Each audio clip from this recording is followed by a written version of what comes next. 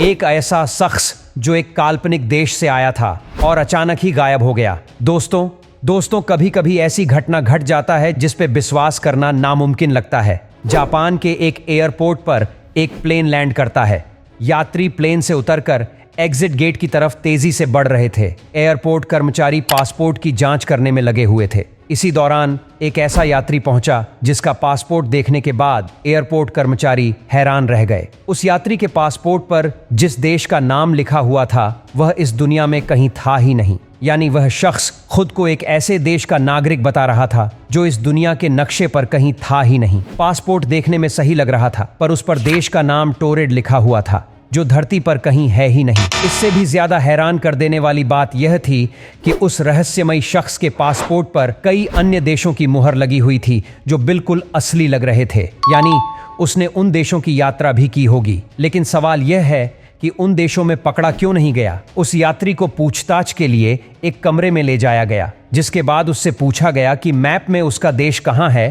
तो उसने अंडोरा देश पर उंगली रखी और कहा कि यही उसका देश है। लेकिन उसके देश का नाम अंडोरा नहीं बल्कि टोरेड है। जिसके बाद उसे रहस्यमयी शख्स से एयरपोर्ट पर अधिकारियों ने और भी बातें पूछीं। इसके बाद अधिकारियों ने उस यात्री से कुछ और पूछताछ की, लेकिन कुछ भी समझ न आने पर अधिकारियों को लगा कि वह शख्स झूठ बोल रहा है। आगे की पूछताछ के लिए उस शख्स को कमरे में ही बंद कर दिया। साथ ही निगरानी के लिए बाहर पुलिस का पहरा लगा दिया। जब अगली सुबह कमरे का दरवाजा खोला गया तो एक और हैरान कर देने वाली घटना उस एयरपोर्ट के कमरे में घटी। कमरे का दरवाजा खुलते ही एयरपोर्ट कर्मचारी के होश उड़ गए। वह रहस्यमयी यात्री बंद कमरे से कहीं गायब हो गया, जबकि दरवाजे और खिड़की वैसे ही बंद थे जैसे एक दिन पहले एयरपोर्ट अधिकारी बंद करके गए थे। साथ ही कमरे के बाहर पुलिस का कड़ा पहरा था। इसके बाद भी वह शख्स उस कमरे से गायब हो गया। अधिकारियों को यह जानकर और भी ज्यादा आश्चर्य हुआ कि एयरपोर्ट पर उसका जो पासपोर्ट,